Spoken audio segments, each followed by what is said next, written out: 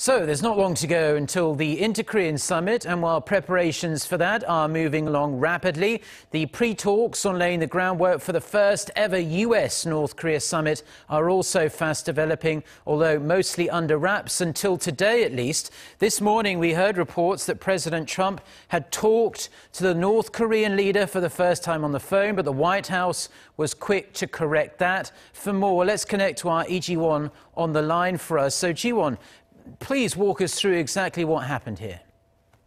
Mark, it was mistakenly reported that President Trump had direct talks with North Korean leader Kim Jong-un, as Trump smilingly answered yes to a reporter who asked if he had spoken directly with Kim. Now, that would have been a major development if it were true, but White House Press Secretary Sarah Sanders soon clarified that the talks were not with Kim directly. Now, what we do know is that the U.S. did engage in direct talks with the North at extremely high levels, according to President Trump on Tuesday, as he held his first day of two-day summit with the Japanese Prime Minister Shinzo Abe at the President's Mar-a-Lago resort in Florida. But he did not specify which senior officials from Washington and Pyongyang have talked.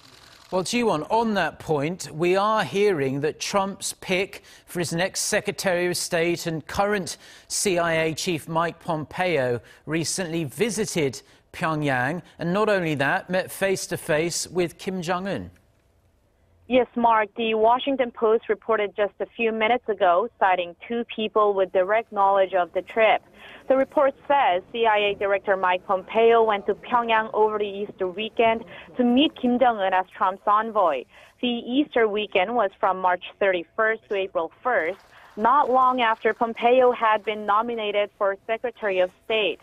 Now, this would make him one of the most senior officials known to have visited Pyongyang in recent years, following the nation's intelligence chief James Clapper in 2014. Now, the CIA has been in direct contact with the North in recent weeks.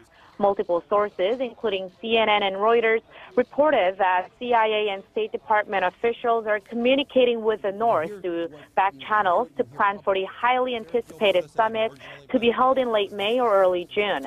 Now, that's all from me for now, but I'll be back with more updates in our later newscast. Mark?